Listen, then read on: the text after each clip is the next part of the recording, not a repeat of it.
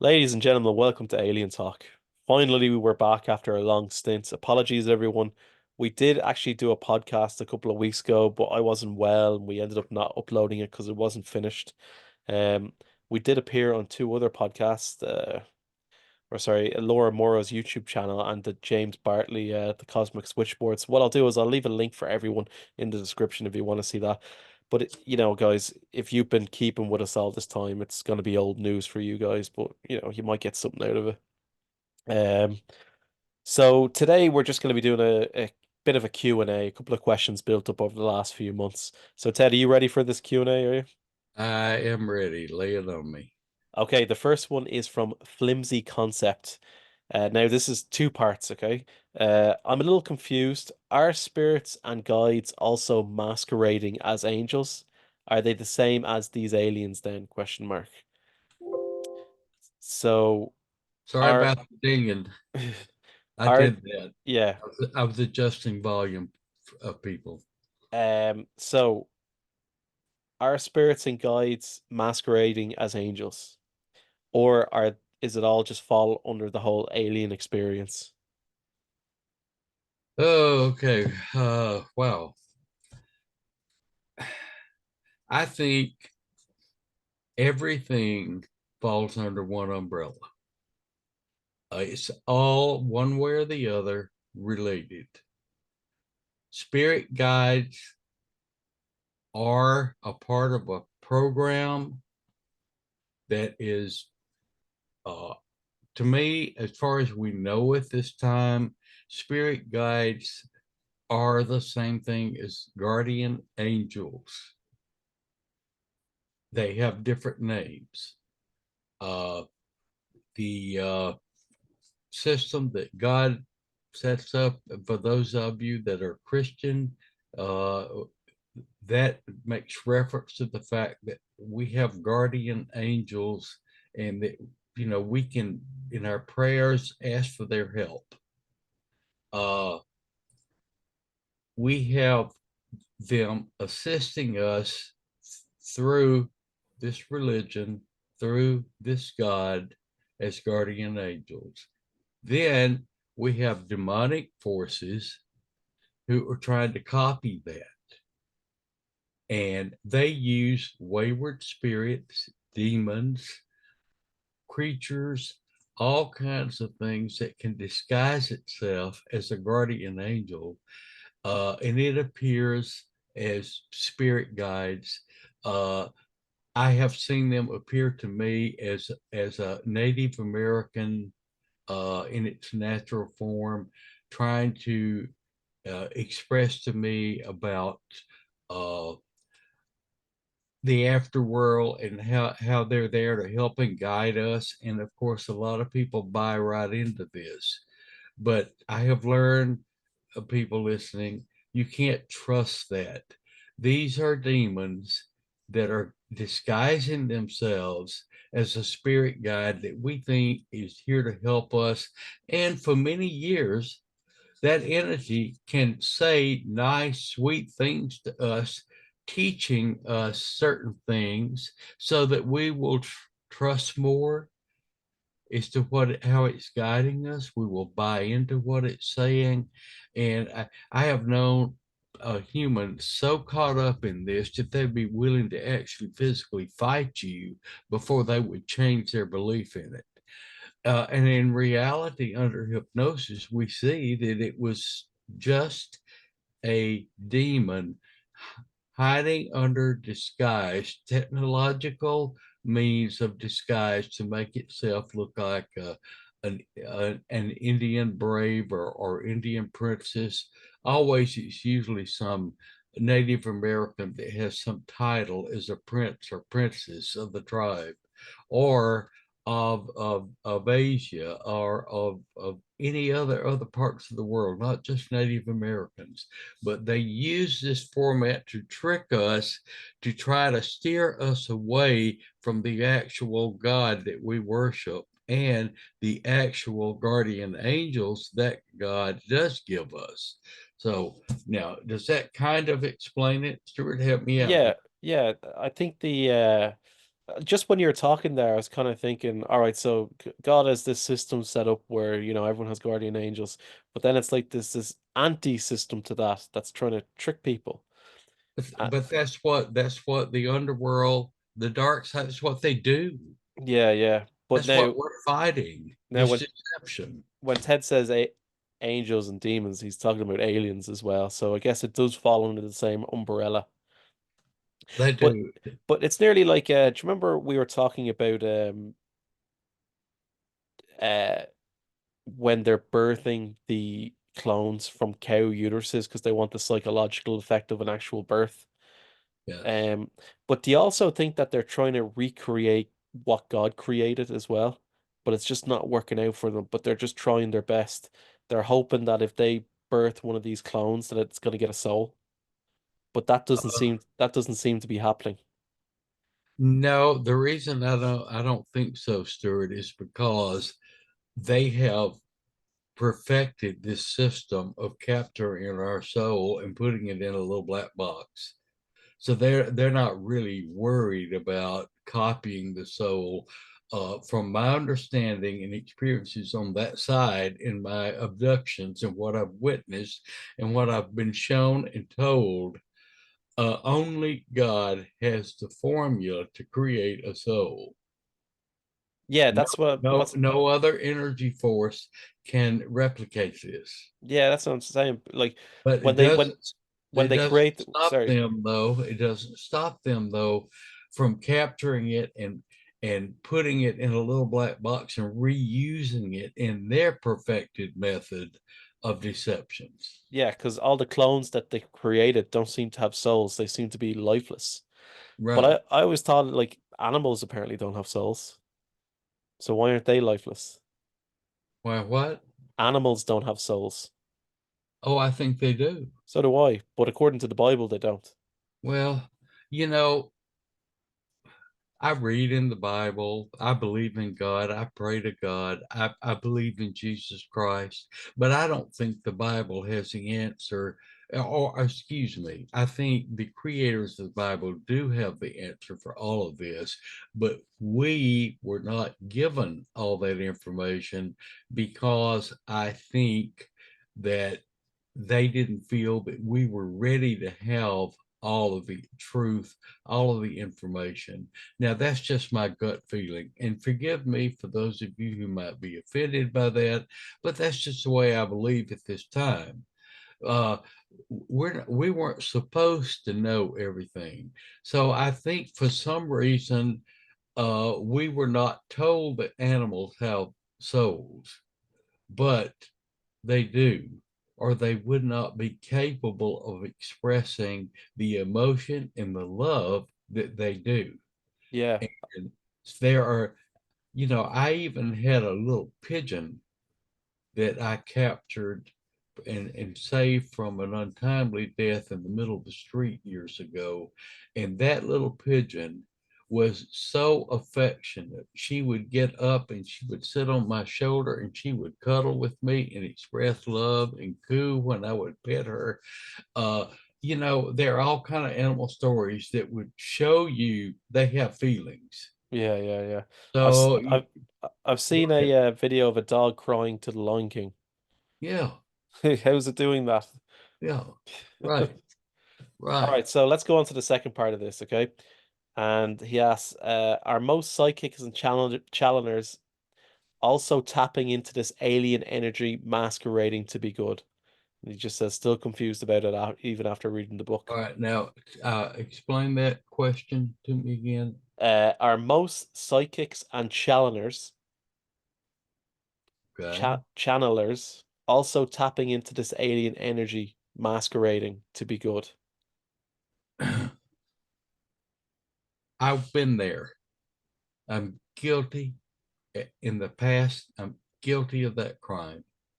I believed that these forces that were pulling me along and showing themselves as spirit guides, uh, I believe that they were doing this for my best interest in teaching me uh, wonderful things that would make me develop more spiritually so I would supposedly move to a higher plane of existence.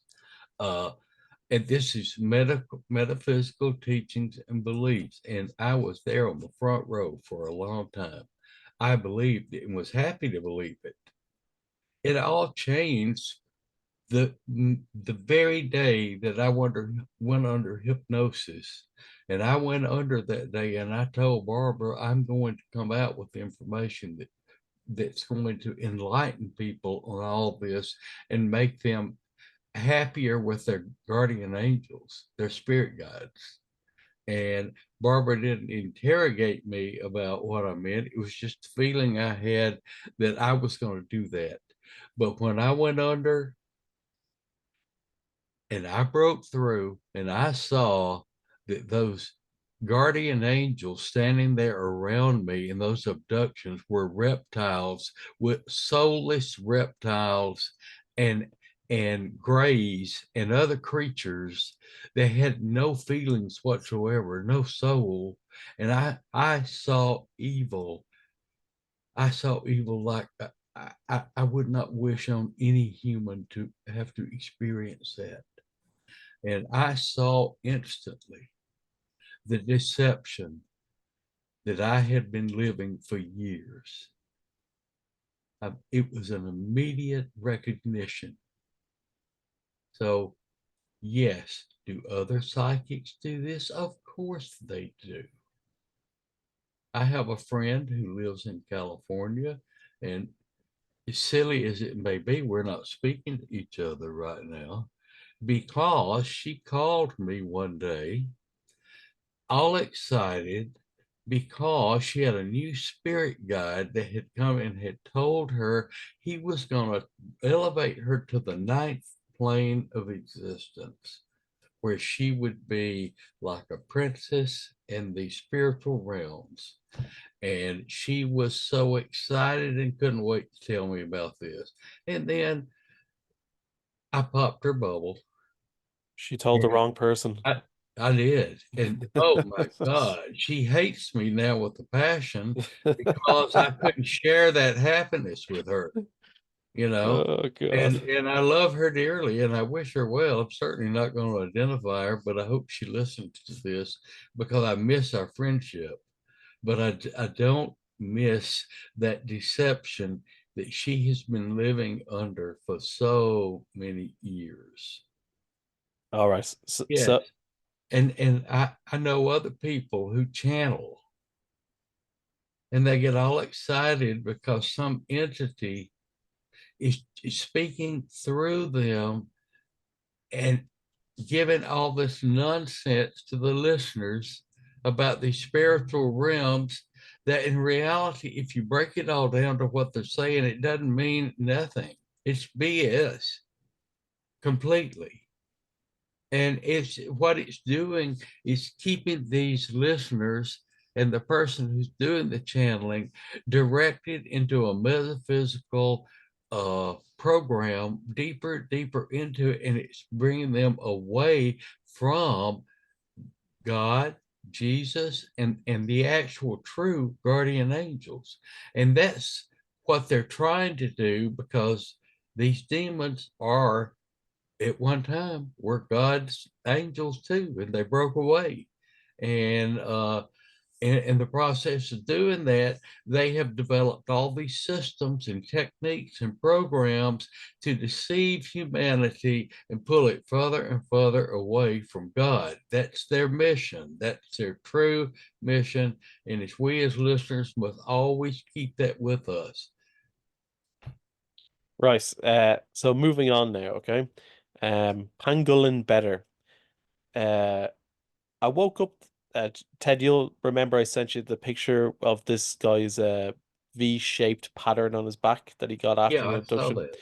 that. Okay, so I woke up to this strange pattern on my back.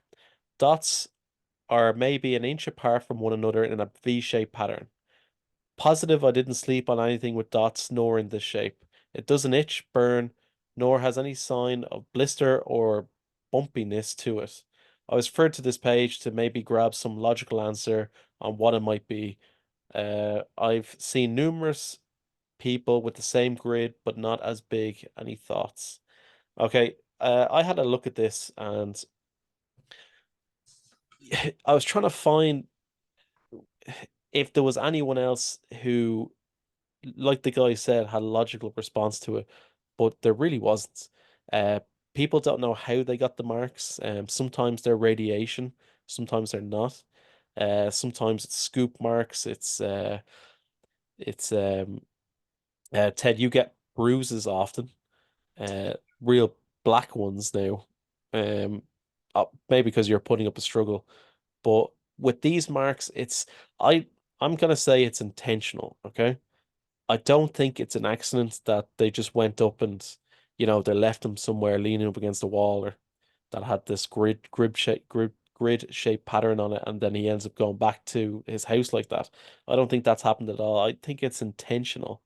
Um, it's nearly like, do you know the way some people think that the ETs are testing them to say that, here, figure this out. Here we are moving at super great speeds. Figure it out. Like it's like a test. Um, what's your thoughts on it?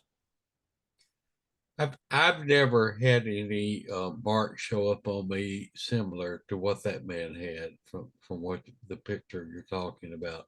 But the only thing I relate to when I look at it, in all honesty, is I have seen a I have an image of like an Egyptian pharaoh or some Egyptian person that had jewelry that was that same design that was on his back. And that's the only thing that reached out and grabbed me. Now I have these reptilians. I have seen them up close, and these reptilians, their backs of their skin, they have places on their stomach, on their back that also have like little gill looking places like on a fish that is also shaped like those on this man's back. Shaped like the V. Yes. And now I that's just kind of a flash that came to me is when I first looked at this, Stuart, but that's the only connection I make with it. But how did the pattern get on his back then? Well, then it was impressed there was some way. Uh Hmm. and we don't know the energy field between him and that entity. It So did it's kind of like I'm a V-shaped reptilian and I'm gonna put V shape on your back, like maybe. something like that. Yeah, but well, but maybe they're leaving their emblem or their mark. Hmm. I can't say. I don't know. It's like Uh, branding. yeah, it's kind of like, yeah, that's what I'm trying to say. It's a type of branding in a way. Yeah, this Egyptian jewelry thing, this is interesting. You got a flash of an Egyptian man wearing jewelry that was in a V shape.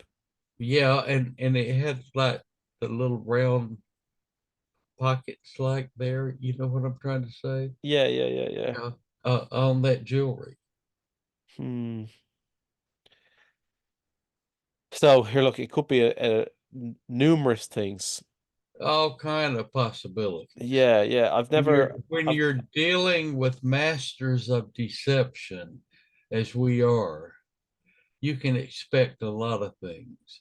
yeah, And and I don't know everything. I have people that ask me periodically about things they've witnessed or seen that I've never heard of, never seen. So I don't want any of everything, and I have all the answers. God knows I don't. I just share with you what I've experienced and what I've seen, and I stick with that until I see something differently that makes me think differently. yeah, yeah.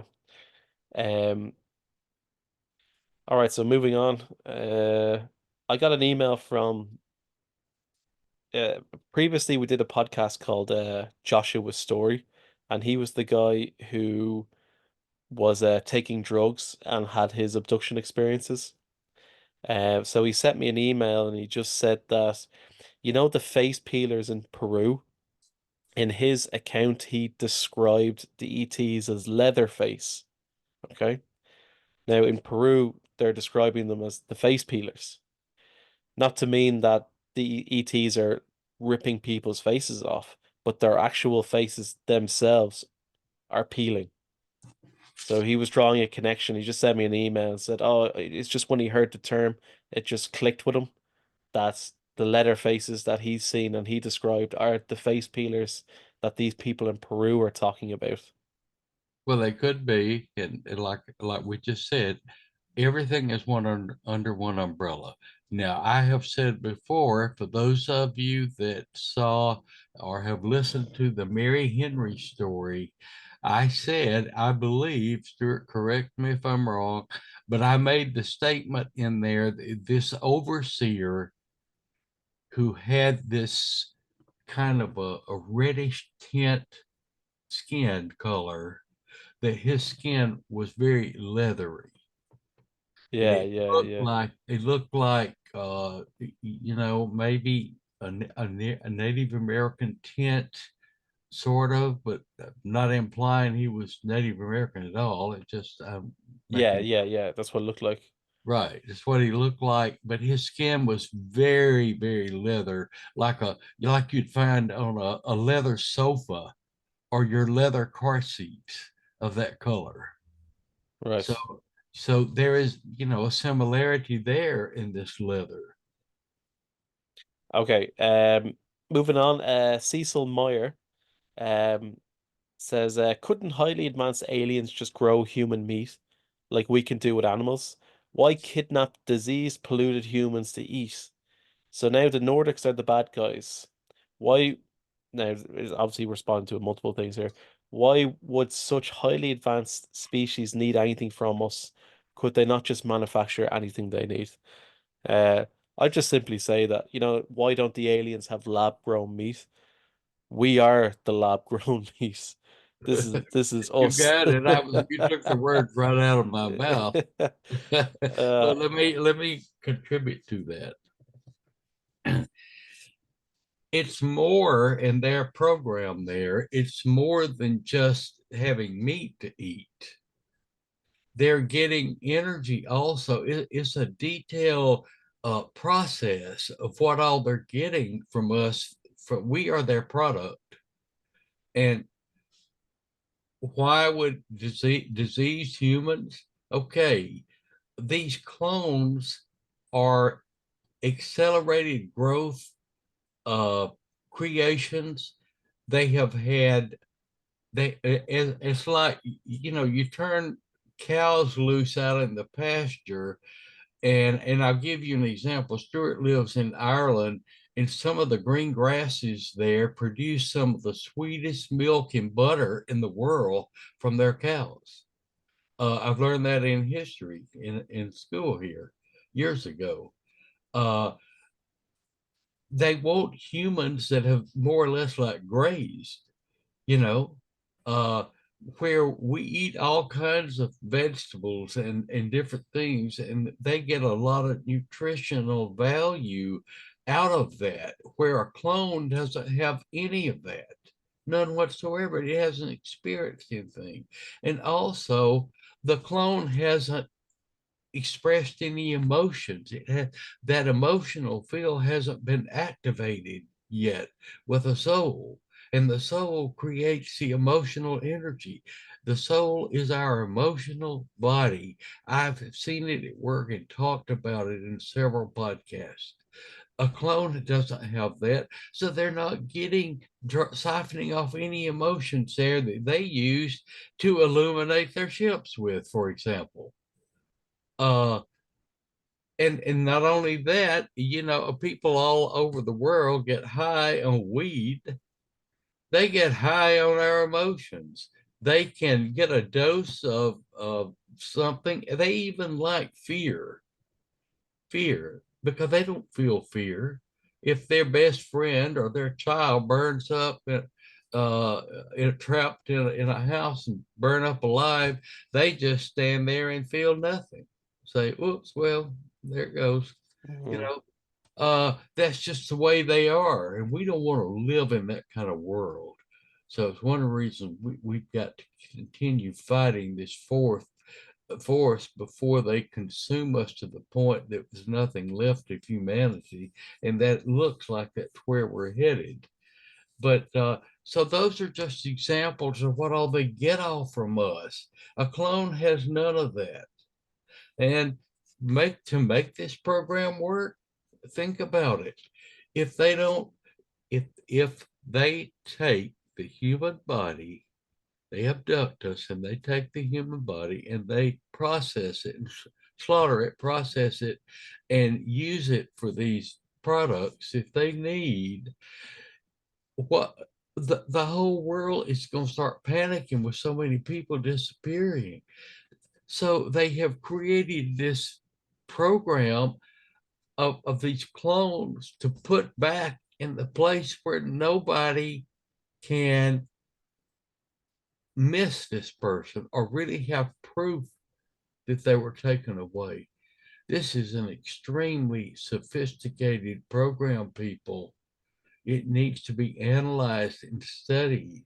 It's one of the answers to why the abductions are taking place, why cattle is being mutilated. Put it all under umbrella and connect the dots, and it'll start making sense to you. Yeah, and this part where he says, and now the Nordics are the bad guys. Um, I think he's referring to your time at Dulce where you saw the Nordics loading crates. But we were talking about this on the James Bartley, the cosmic switchboard. And I said I don't I'm starting to suspect that there isn't a Nordic race. I think it's just an identity that the reptilians are using because there have been accounts of people coming back and talking about Nordics, but then when they got close to them, it was like a holographic face, and what behind the face was a reptilian face. Mhm. So here, look, I'm suspicious that there are no Nordics now. I think it's just these guys, and it's just one identity they use. And like we were talking about the other psychics who had these spirit guides and stuff. How many people have Nordics as spirit guides?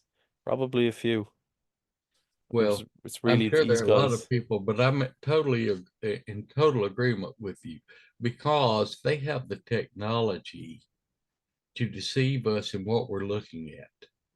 And I say it's technology, but a lot of people think they're shape shifting and they can do all these magical things themselves because they're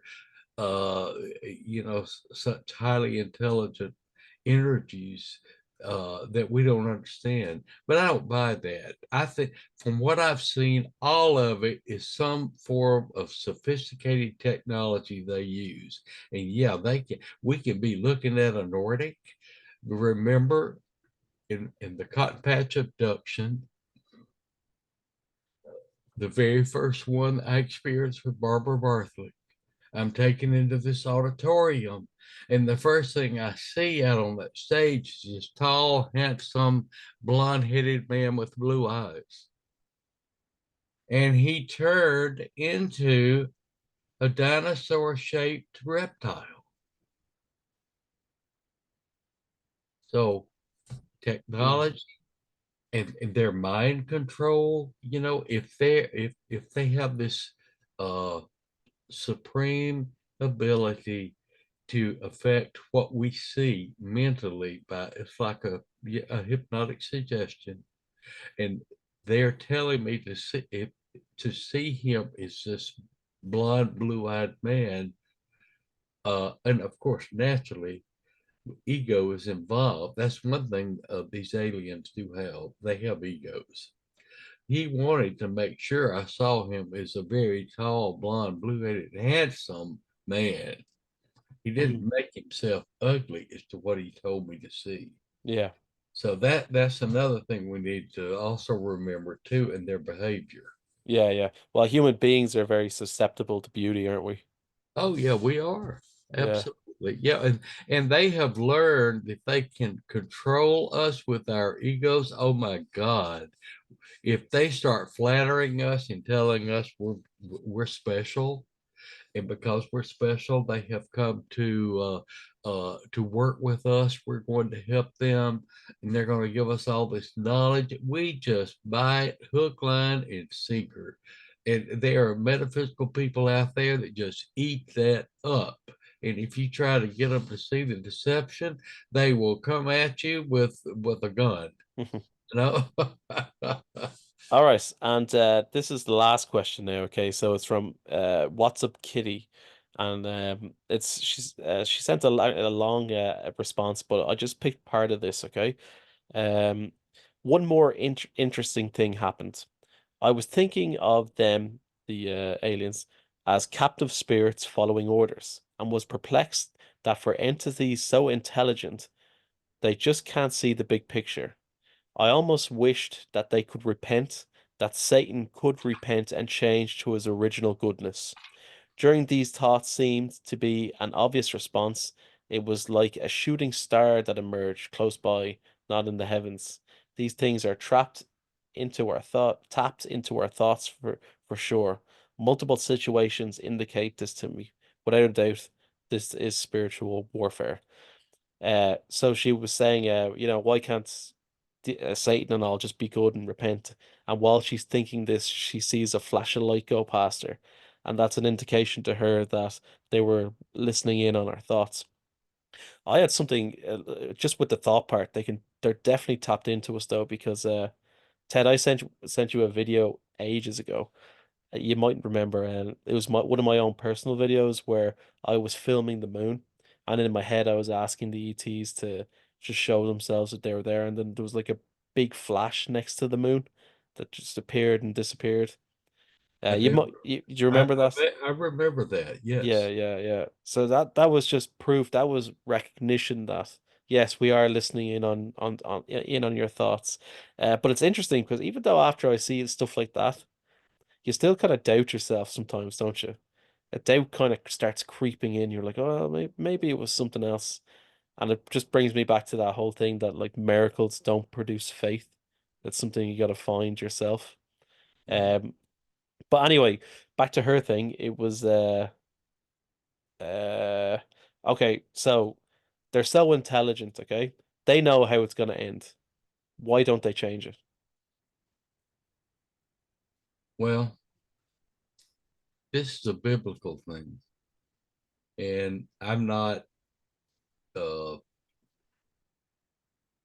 I'm not educated in that field. I feel to to give an honest evaluation of that. Okay. I would say just now. This is Ted, dumb old Cotton Patch Ted talking here. I would say that Satan and his minions rebelled because they learned that God created all of them and they are reptilian. They came from tadpoles in the very beginning. God used what energy forces were evolving on this planet and grew out of that all forms of reptilian life. They were the first life forces. And out of that also came these reptilians that God created and used for his army force because God is of another essence, an ethereal essence, intelligent, yes, but ethereal to our dimension. And God created these be, to work between the two forces, the God's actual existence level and the physical world. Okay. But God was not able or chose not to put emotional bodies in these reptilian beings. Okay. We don't know the reason why.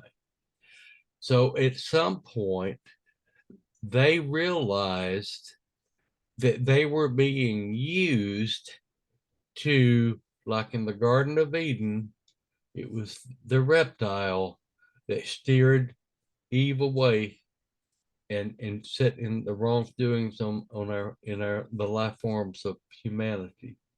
And that was purposely done, in my opinion, so that man could start learning the difference between good and evil because God is not in control of the entire universe. and there are negative forces existing in other parts of the universe. And it pushes me back to the point where I say that God originally is an alien force that came from somewhere, but it is a benevolent force that loves us and cares about us. Okay. But it recognizes there are dangers lurking in the four corners of the world. And as humans in this plane, God wants us to know the difference between good and evil. And if we were never exposed to evil and experienced it, then we have no recognition of it. We wouldn't know that fire burns if we don't put our hand in it. And so these reptilians, known as the demons, were used to beat us into submission, where we get to the point to where we realize there is no way out of this for us except back through God. And we will not get there until we have graduated from that school of hard knocks and that school of good and evil, so we know it and see it for what it is.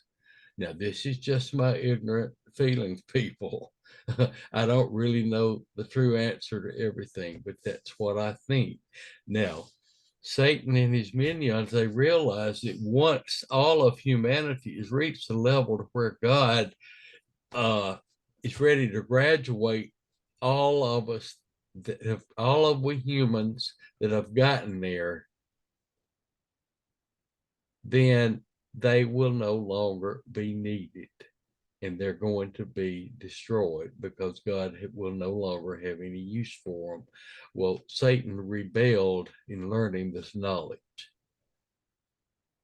And that's why they're so angry with God, and why they're fighting back towards God and would like to destroy all of humanity's belief in God and trust in God.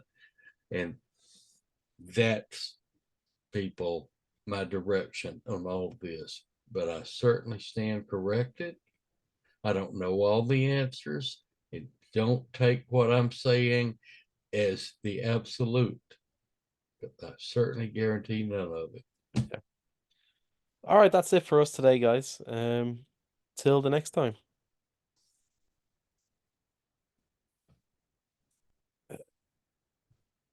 Okay. Well,